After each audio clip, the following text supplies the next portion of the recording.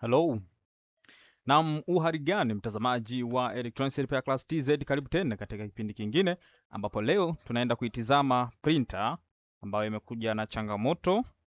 Hii printer ni printer L3210 ambayo tatizo lake kwa mujibu wa maelezo kutokea kwa mteja wetu ni kwamba anasema ina tatizo. Cha kwanza, tatizo aliloona kwa mara ya kwanza ilikuwa ikiweza kuprinti bila kuweza kutoa kopi, maana yake muda wote ilikuwa ikiendelea kuwasha taa hizi. Lakini pia baada ya hapo akaja akasema kwamba ilionekana kuja na tatizo lingine la kushindwa kupitisha karatasi hata ilivyokuwa ikiweza kuprinti bila kuwa na uwezo wa kutoa kopi. Sasa baada ya pale akasema imetoka hapo, baada ya kutoka kwenye kushika karatasi sasa haiwezi kuwaka katika ustaarabu sahihi, maana yake ikiwasha tu inawasha mataa na ina stack, haiwezi kufanya chochote. Sasa nitaifanyia diagnosing, taweza kuikagua ili tuweze kujua ni nini shida, lakini pia tuweze kusolve matatizo yote. Vitu ambavyo tumeweza kukubaliana ni kwamba service ya kwanza inajulikana, tutaanza na matengenezo ambayo yanaweza kuihusisha scanner moja kwa moja, kwa sababu kama ina uwezo wa kuprint na haiwezi kutoa kopi, manake shida itakuwa kwenye upande wa scanner. Tutafikiria kwamba scanner ndio tatizo, hivyo tutadili na scanner. Tatizo la pili, kwa nini haiwezi kuvuta karatasi, tutadili na upande wa pickup, uvutaji wa karatasi. Tatizo la tatu, kwa nini haiwezi kuwaka normal, tutaangalia ni nini. Kwanza tu plug in umeme ili tuweze kuona kitu gani ambacho kinamaanisha kutowaka normal. Hii ni Electronics Repair Class TZ. Kama hujasubscribe basi gusa alama ya subscribe, like, share, pia comment ni muhimu. Sasa tumeplug in umeme, tayari imeonekana kuwaka moja kwa moja na inaonesha mataa. Inaonesha double hazard, tutaizima. Turudie tena kuwasha, tuone shida ni nini. Okay, tutizame sasa kwa nini inawasha haya mataa baada ya kuwa tumeiwasha kama hivi ambavyo unaona nimeiwasha, lakini haifanyi mzunguko wowote, zaidi nasikia tu mshtuko kiasi kwa ndani na inawasha double hazard. Hiki ndio kitu ambacho tunaweza tukajaribu kukitizama tuone ni nini shida. Niiwashe tukiwa tumefungua kwa hivi, hapa nitaizima. Lakini pia hata ukiangalia huko ndani position ya head ilipo sio sehemu sahihi. Head inatakiwa kukaa upande huu, lakini inaonekana kuja kupozi huku. Maana yake kuna shida ambayo imesababisha movement yake ishindikane kufanyika. Okay, nitaiwasha. Yes, imewaka. Tuangalie huku ndani. Kunaonekana kuna mzunguko kidogo, yani function kidogo, head inakuwa kama inatikisika then ina stop na ifanye kingine chochote zaidi ya kuwasha matatu ya double hazard. Sasa tuifungue tuone ni nini kinachosababishia matatizo. Kikubwa anachoweza kukushauri ama kukuomba ni wewe kufuatilia mwanzo mpaka mwisho namna ambavyo tunafanya matengenezo ya printer zenye matatizo kama haya. Uwe mtumiaji ama ni fundi ama ni mtu tu ambaye unahitaji kujifunza hiki kipaji, basi unatakiwa kufanya kama ambavyo nitakuelekeza. Kwa hizi printer nati yake inakaaga kwa pembeni. Kwa baadhi unakuta nati imefungwa na baadhi inakuwa haijafungwa. Na pia hapa ina kiloki ambacho kimekaa kama stendi kwa ajili ya kuruhusu uweze kufungua hapa wakati unataka kutoa karatasi. Hicho kiloki kimekaa upande huu, ndicho ambacho kimezuia ufunukaji wa hii. Na iwapo kama kinaenda tofauti, hauwezi kuifunua kabisa. Yes, baada ya kuifungua hiki kifuniko kuna hichi kidude kimedondoka. Bila shaka hiki utakuwa unakifahamu. Wakati nafanya ile printer nyingine ya namna hii assembling, nilionyesha kwamba kuna kitu kama hichi hapa ambacho iwapo kama kinakosekana kuna jambo fulani inaweza kujitokeza. Nafikiri unaweza kukifahamu, utaona baada ya kuwa tumekirudishia tutapata matokeo gani.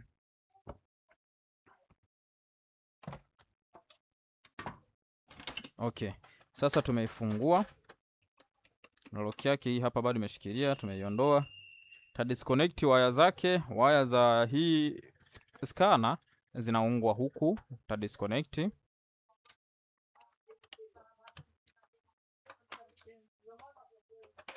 Waya zote mbili nimezidisconnect. Ziko jumla tatu, manake waya moja unaenda kwenye switch, waya hizi mbili, moja ya mota na nyingine ya kusoma scanner kama scanner yenyewe. Sasa tutaiondoa kwanza tupate uwakaji wa huku, walau hata iweze kuprinti kama alivyoweza kusema, anaweza kuprinti lakini hawezi kutoa kopi. Ili sasa ndio tuje tudiri na hili swala la kopi baada ya kuwa tumefanikiwa kuweza kuprinti hata bila uwezo wa kutoa kopi. Haya, hichi hapa kimetokea kwa huku. Video ya kufanya assembling niliweza kuonesha kwamba hichi kidude kinakaa maeneo haya na bila kuwepo kinaweza kusababisha matokeo kama ambavyo tumeweza kuona. Sasa tukirudishie kwanza mahali pake kabla hata ya kubadilisha hizi pickup, tukirudishie chenyewe kwanza mahali pake tupate matokeo mapya. Je, itaweza kuwaka vizuri ama itaendelea na tatizo lake kama ilivyokuwa awali? Kukirudisha na kirudishaje? Unakitafutia ka super glue kiasi, hakuna madhara yoyote. Tafutia super glue. Then unaangalia sehemu ambako kunaonekana kulikuwa na gundi, ndio hapo unaweka nini? Super glue kiasi. Unazungushia. Baada ya hapo tukirudishie, na kumbuka hapa kuna sensa ambao hii sensa ndio inayokisoma hichi. Maana yake na hiki kinafanya kazi ya kucontrol mzunguko wa mota hii ya chini, ambao ndio ile mota nilikuonesha imefungwa kwa chini huku. Wakati tunaanza kabisa assembling nilianza na mota hii. Okay, baada ya hapo nitaifunga vizuri. Kama haujaicheki video ya kufanya assembling ya printer hizi, basi unaweza kuifuatilia. Ni video ambayo ilionyesha assembling nzima, namna ya kuiassemble printer nzima. Okay, hiki tayari kimeshikilia. Sasa tunaweza tukaplug in umeme na mota tunaweza tukairudisha huku ilipokuwa. No, I mean head tunaweza kairudisha huku ilipokuwa. Tuplug umeme bila kuunganisha scanner tuone kama kwanza itafanya movement. Ngoja tusubiri kidogo. Manake hapa hatujaunganisha switch yake. Yes, movement imeweza kutokea, imejiswitch yenyewe na ina move normal. Mwanzo ilishindwa kumove kabisa kutoka huku, sasa ina move normal. Kumove normal inamaanisha baada ya kuwa imeweza kudetect uwepo wa hichi kidude kipreti ambacho kinasomwa na sensa ili kufanya mzunguko, tayari inaruhusu movement. Sasa movement itaenda, tuone kama itarudi ama itafanya mzunguko hapa na hapa. Tuone kitu gani kitaendelea. Yes. Unaweza kuona hizi gear namna zinavyozunguka. Yes, head inaendelea kufanya configuration.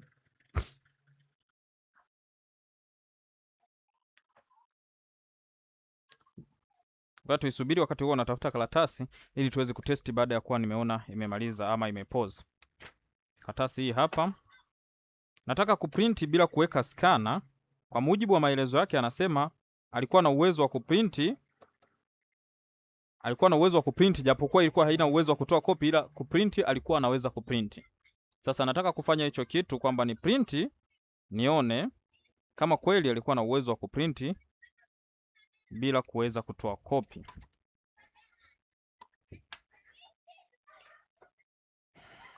Okay, imestaki hapa.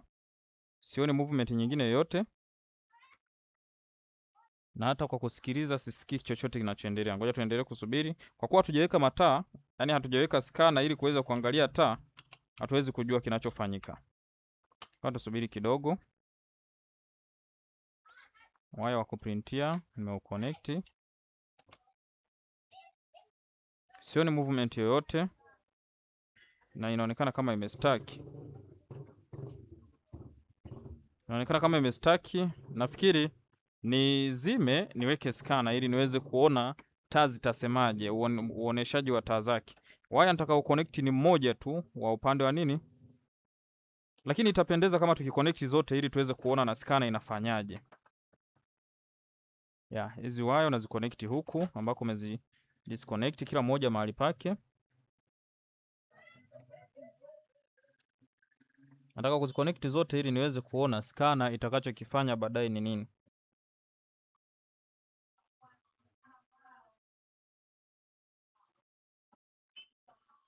Yes. Scanner iko connected. Na hapo tutesti tuone wakaji wake na scanner ikiwepo tatokeaje. Yes, imejiwasha moja kwa moja. Imejiwasha moja kwa moja na movement ya huku imeanza. Je, scanner movement yake inafanyaje? Kuna ishara yoyote kwenye scanner? Haionekani ishara yoyote wala uwakaji wa taa zozote. Okay, tuendelee kusubiri. Tuendelee kusubiri movement ya head tuone itapozi ama itafanyaje. Unatakiwa kuwa makini unapofanya kazi hii kuhakikisha haumharibii mteja. Japo mistake zinatokea but not always. Usifanye ikawa mwendelezo. Unaweza kuwa ni mtumiaji wa printer hizi, basi unachotakiwa kukifanya ni kusubscribe, kulike na kushare pia ili ziweze kuwafikia watumiaji wengine waweze kuwa wanaona namna ya kuyasolve baadhi ya matatizo yanawezekana kabla ya kwenda kwa fundi, au inapoharibika basi ufahamu ni changamoto gani inaweza kuwa imejitokeza, ili hata unapoenda kwa fundi basi uweze kumueleza tatizo ambalo anakumbana nalo ni nini, au unalokumbana nalo ni nini, ili aweze kukusaidia kwa haraka. Printer inaendelea kujifanyia configuration huku taa hazijawaka. Wakati huo inaendelea kujifanyia configuration, tuendelee kusubiri kiasi.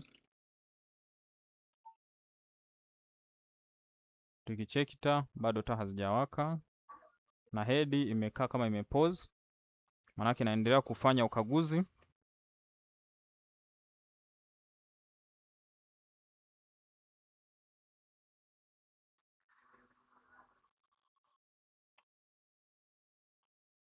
Bado inaendelea kufanya ukaguzi, tuendelee kuisubiri muda kidogo, inaelekea kumaliza.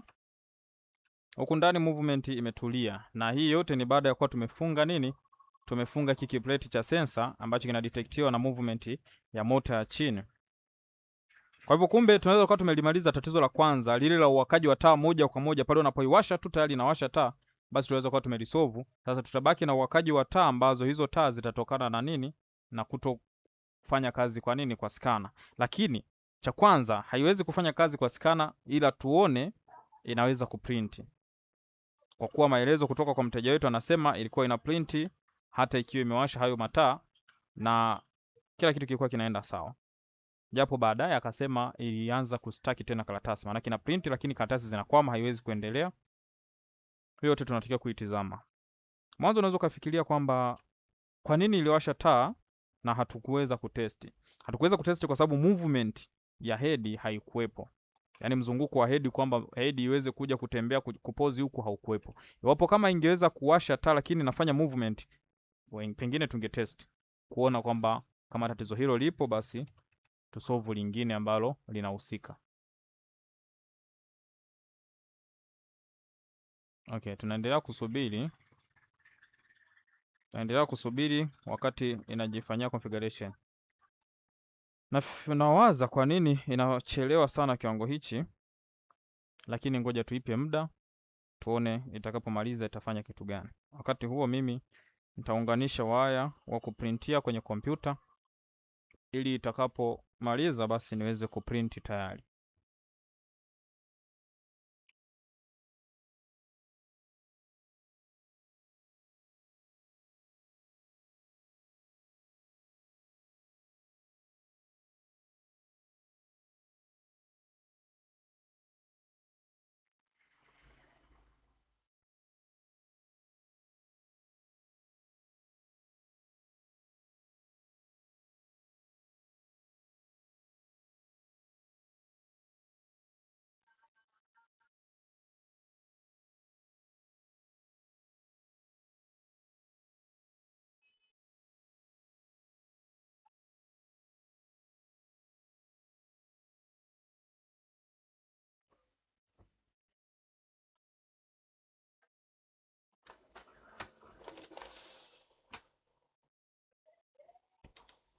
Nimejaribu kama kutaka kucancel huu mzunguko ulikuwa ukifanyika hapa. Sasa imeshikilia karatasi na ina move kwa kasi kweli kweli.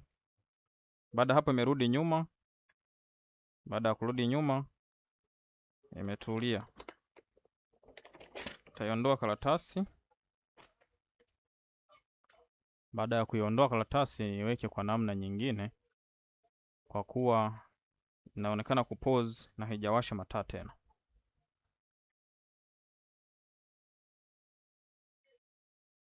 Okay, tujaribu kuprint kama ambavyo tuliwaza kwamba tukiprint inaweza ikakaa sawa. Kuprint.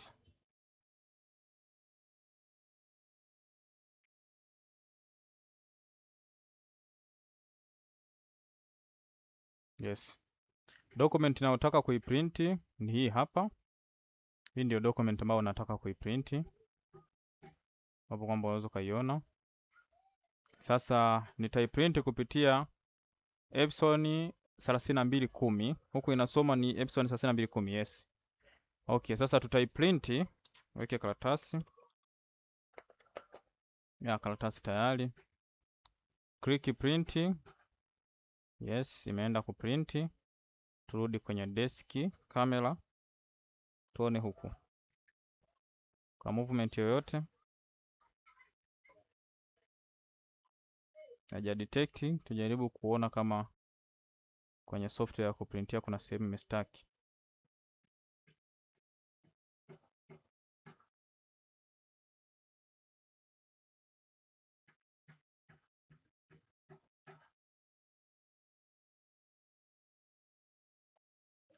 Software ya kuprintia inasema printing, inaendelea kusema printing. Tunaweza tukaisubiri tuone kama itajishtua na ianze kuprint. Inaendelea kusendi, japo no respond upande huu. Maybe naweza nikajaribu kudisconnect wire wa kuprintia then ni connect tena. Oh my god, unaweza kusikia kilichofanyika? Piga makelele ya ajabu. Okay, wire nimeuconnect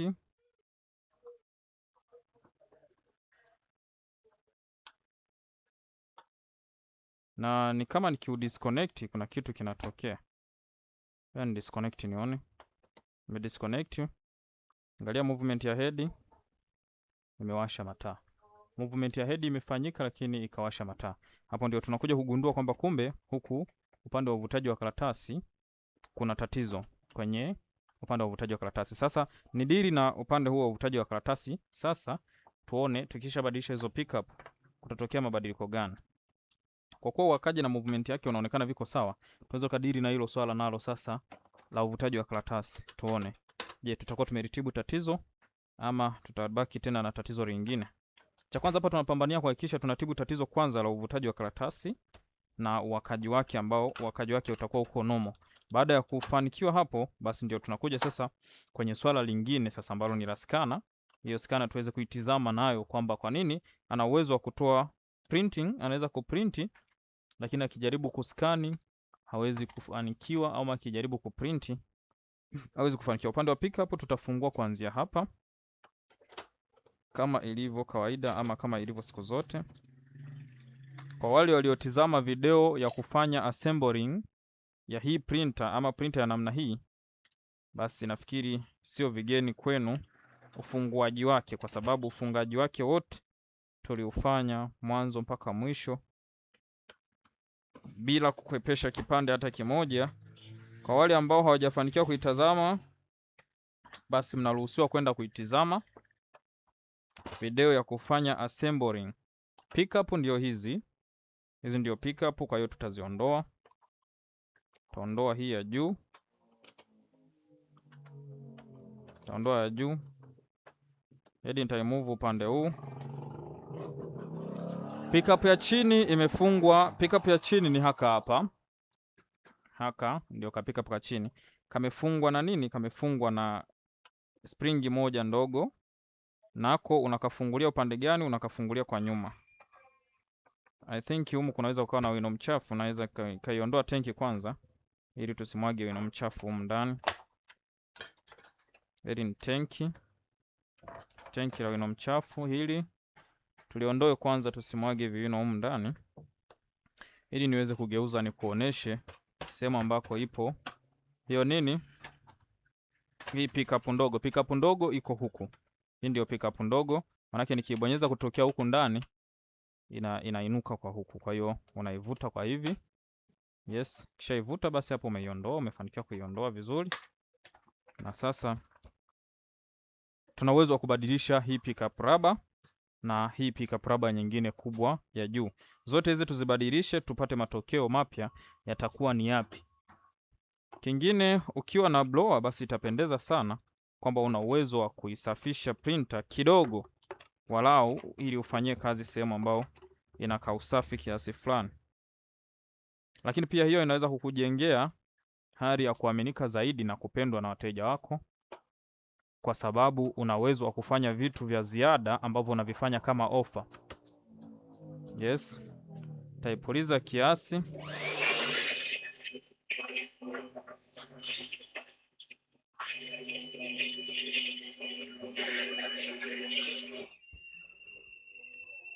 Baada ya kuisafisha, nitatafuta pickup zingine ili nije kufunga.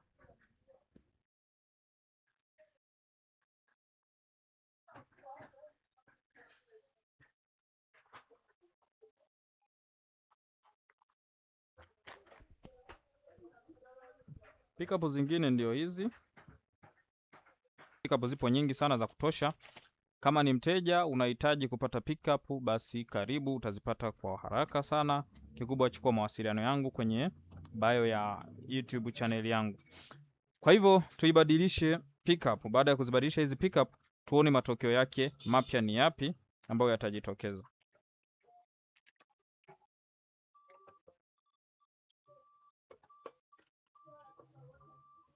Pickup kuzibadilisha si kazi sana, ni kufunga kama ambavyo, kwa sababu zinavutika, unazivuta tu, unaivutia kwenye nini? Kwenye hiki kishaft chake. Unaivuta kwenye shaft yake. Hapo utakuwa umeweza kuifunga nini? Pickup. Hakuna haja ya kutumia nguvu kubwa. Hapana, unaivuta kiasi na unaibembeleza kidogo ili usije ukaikata, kwa sababu unatakiwa ifunge vizuri kwa makini na si kuilazimisha pale ambapo unaona inaendelea kustaki. Yes. Pickup kubwa hii tayari tumeifunga. Pickup kubwa tayari tumeifunga.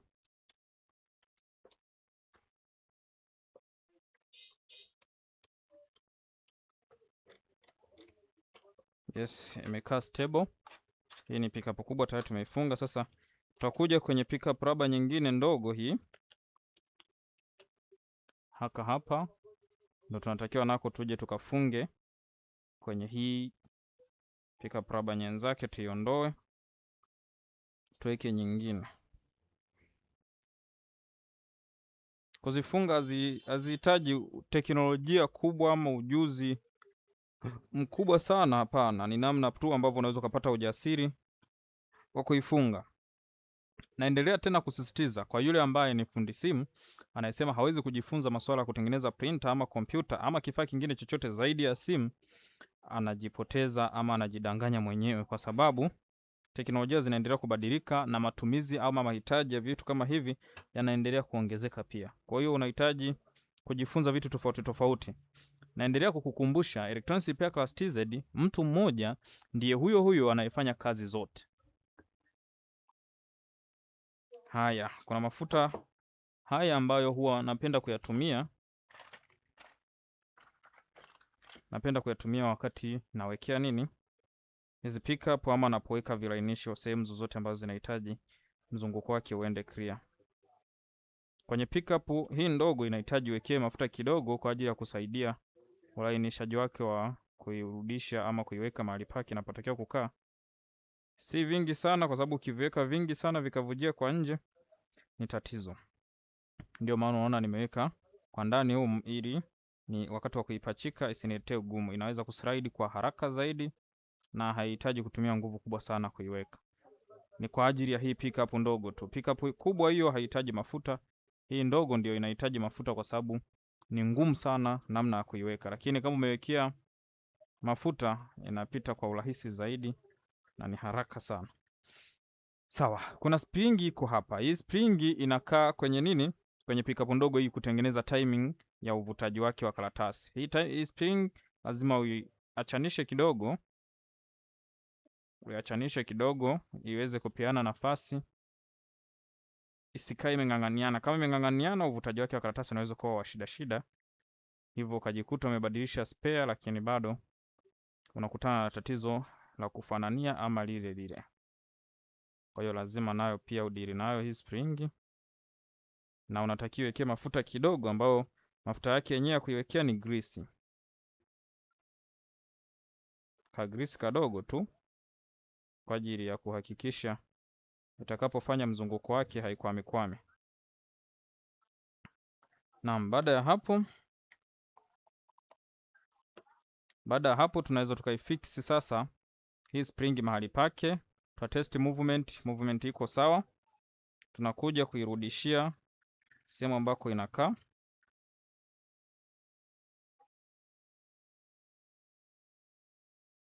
Tunakuja kuirudishia sehemu ambako inakaa ikishikiliwa. Yes, baada ya hapo imekaa stable, imekaa vizuri, movement yake inafanya vizuri. Kurudi nyuma haitaki kurudi nyuma, inatakiwa iende mzunguko wa kwenda mbele. Yes, inafanya vizuri. Then tunarudi tena kule ambako tuliifungua, ambapo ni hapa. Tunairudishia tena, chomeka tu taratibu, then tunairudisha vizuri, na tukisha irudisha vizuri inakuja kuonekana kwa huku ndani kwamba tayari ipo. Test mzunguko uko vizuri. Tunatafuta spring yake. Spring yake hii hapa. Tutaifitisha maeneo yake.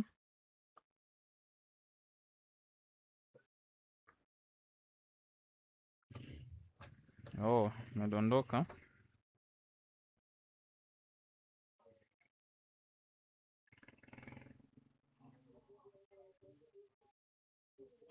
Spring tumeirudisha mahali pake. Imeweza kushika nini? Hii spring imeweza kushika tayari hii pickup ya chini. Haya, tutakuja kurudishia hichi kidude hapa ambapo kinafanya kazi ya kushika hii pickup ya juu isiweze kumove wakati tuna print. Hichi kinakaa kwa kuizunguka hii. Yes.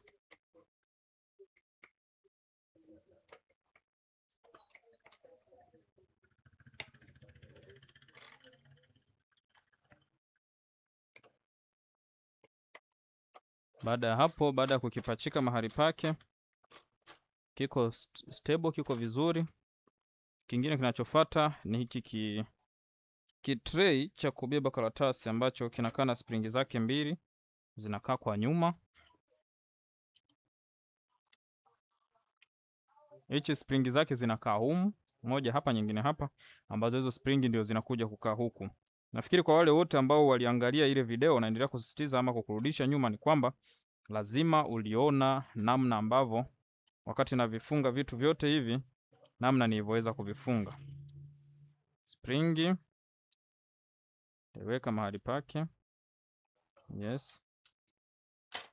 Chukua springi nyingine, nivuta kidogo, niweka hapo. Yes, baada ya kukaa sasa nitaenda kuzifitisha mahali ambako zinastahili kukaa.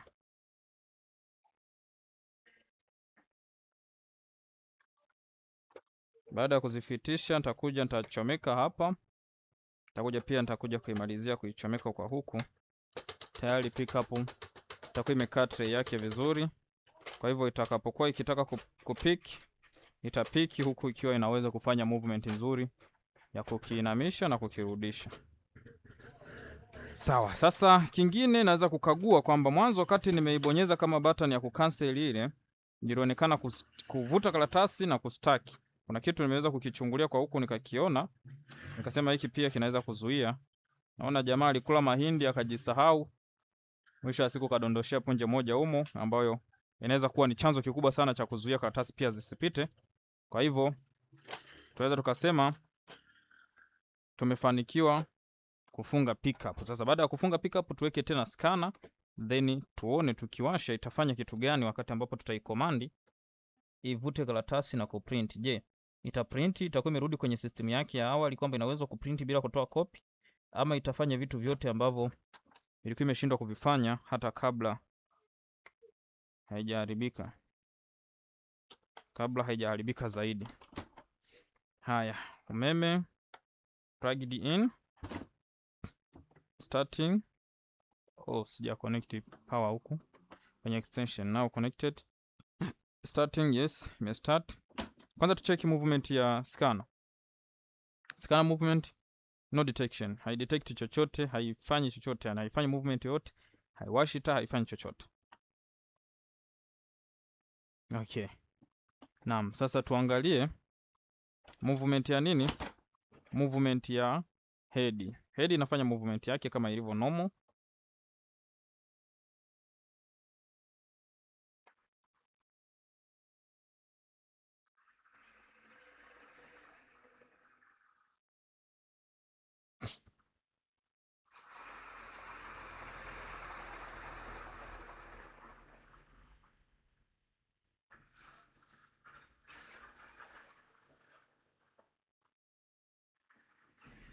Yes.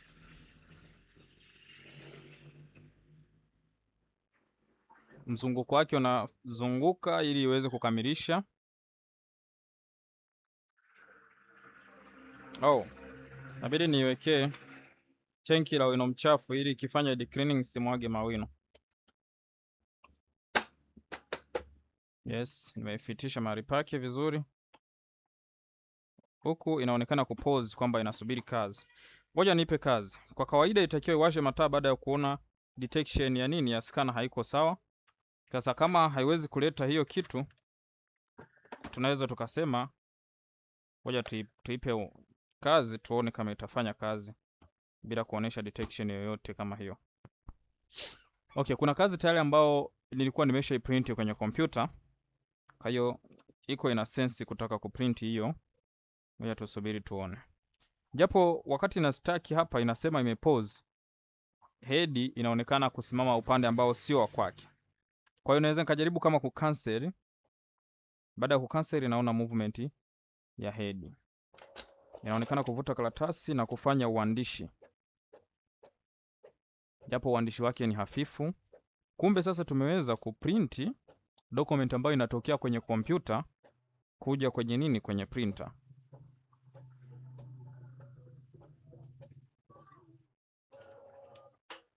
Sasa tayari tuna document ambayo tumeweza kuiprint. Sawa? Okay, zinaonekana nilijaribu kuprint document mbili, kwa hiyo nitaweka tena karatasi kwa kuigeuzia nione kama hiyo job number 2 inaweza kumalizika. Huku naona printed 1 na kuna job number 2.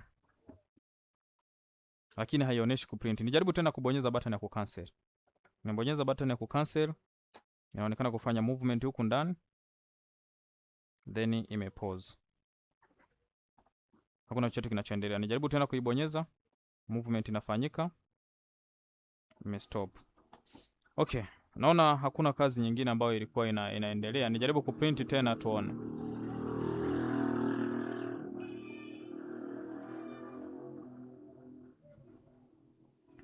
Okay, printer iko ready.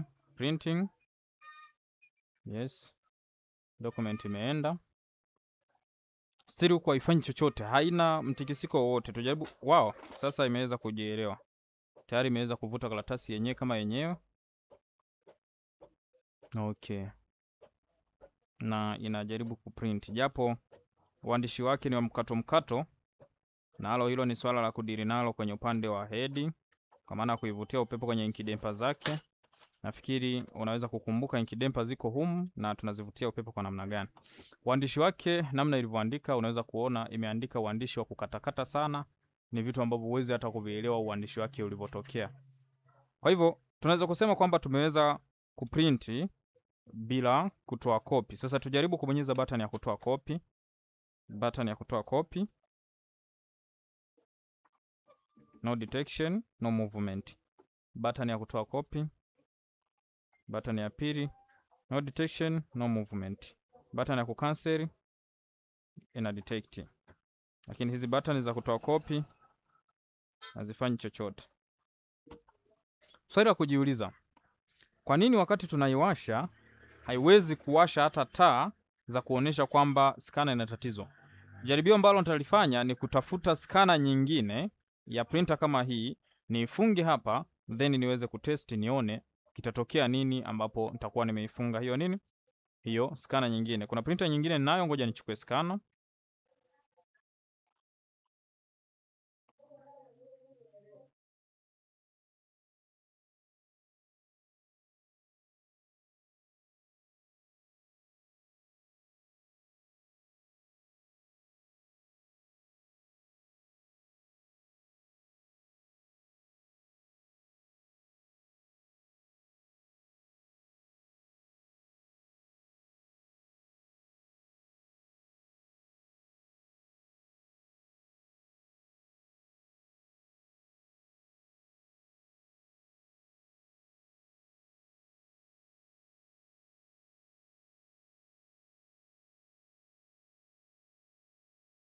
Na scanner nyingine hii hapa ambayo nimeichukua kwenye mashine nyingine.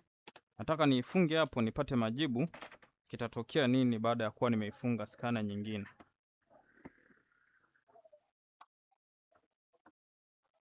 Je, itadetect? Itafanya movement scanner? Je, itafanya nini?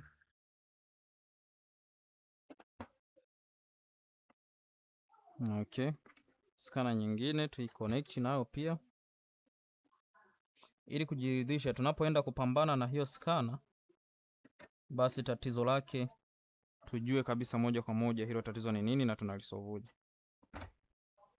Connect connector ya nini? Ya kuashia switch. Nao kila kitu kiko connected. Plugged in power.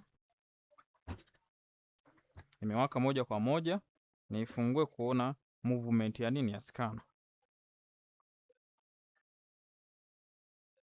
Okay, no movement. Head inaendelea kufanya movement yake. Head inaendelea kufanya movement yake.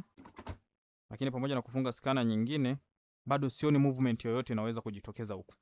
Mwanzo tungefikiria kwamba labda hii cable inaenda moja kwa moja mpaka kwenye mota ya scanner ina tatizo. Lakini no movement. Nitakachokifanya nitajaribu kuchukua ile printer nyingine kule, nilete hapa, niunganishie hii scanner ambayo inaonekana kuwa mbovu kwenye hii printer, tuone itafanya movement yoyote, kwa sababu hapa haionyeshi movement yoyote wakati wa uwakaji wake. Kwa kawaida scanner lazima idetect, ifanye movement kidogo, hata kama itashindwa kutoa copy, lakini movement lazima uione, ama ipige mwanga kwenye taa yake. Sasa haifanyi chochote. Tujaribu kusubiri tuone. Huku head inaendelea kufanya mzunguko wake wa kawaida, huku no movement. Tuweza kusubiri tuone baada ya kuwa tumefunga hii scanner. Je, tuna mabadiliko yoyote? Hapa imepause kama inahitaji kazi. Nitajaribu kutoa copy. Button ya copy, nothing happen. Button ya copy, nothing happen. Button ya copy number 2, nothing happen. Button ya copy, nothing happen. Button ya kucancel, hii nitaibonyeza huku nikiwa naangalia huku movement. Haya, button ya kucancel, movement happened. Sawa. Lakini je, button ya copy, nothing happened. Button ya copy, nothing happened. Okay. Sasa, okay, na baada ya hapo inakuja kuniletea message ya nini? Ya paper jam. No, inky point. Ina message kama ya inky. Lakini hakuna movement yoyote. Sasa nitakachokifanya, hii printer naiondoa, naleta printer nyingine ambayo nitaifungia hii scanner ambayo inaonekana kuwa ina shida kwenye hii printer, ili niweze kuona movement ya scanner hii kama itafanyika.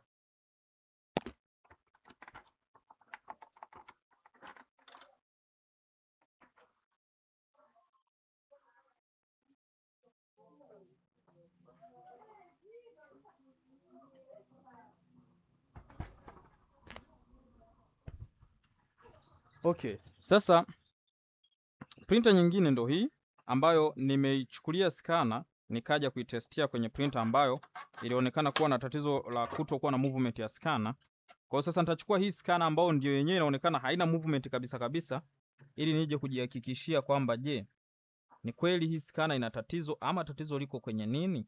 Hii yote ni kutafuta ufumbuzi. Baada ya kumaliza matatizo ya awali yanayofahamika kwamba tumebadilisha pickup, lakini pia tumerekebisha kile kinini kiplate ambacho kinaingia kwenye sensor kusoma. Sasa tunataka tuone movement ya nini ya scanner. Imeweza kuprint bila kuskani ama kutoa copy. Sasa why hii scanner yake haifanyi chochote? Nita plug in umeme then niangalia movement ya nini ya scanner. Power on, scanner movement. Yes, umeweza kuona imepiga mwanga, inapiga mwanga kiasi then ina move. You can see movement detected. Then inakuja direct ikiwa imewasha taa yake na inakuja kupause maeneo yake. Imepause. Na kama imepause tuliona inaendelea kufanya movement kidogo, imepause. Na kama imepause tuliona wakati tunabonyeza hizi button mbili za kutoa copy ilishindikana kabisa kufanya hicho kitu. Sasa tutajaribu kuingiza karatasi humu kwenye hii printer na tubonyeze button ya kutoa copy tuone kama itaweza kudetect movement yoyote ama itaweza kutoa copy. Sawa. Sasa tayari tumesha connect, tumeshaweka karatasi. Tuone movement kama itajitokeza. Okay, button ya copy started. Yes, movement detected. Tayari imedetect na nitaweka mkono wangu nijaribu kama kutoa copy, lakini utakuwa ni mkono wa bandia. Ni copy ya mkono wangu. Okay. Sasa imeweza kutoa karatasi japo haijatoa chochote, kwa sababu inaonekana nao pia ina changamoto kwenye upande wa wino wake, nao itahitaji marekebisho. Tutakuja na video nyingine ama na kipande kingine cha marekebisho yake, utaweza kuona. Okay, tutarudi tena, tunafanya colored copying button. Nimebonyeza button kwa ajili ya kufanya colored copy.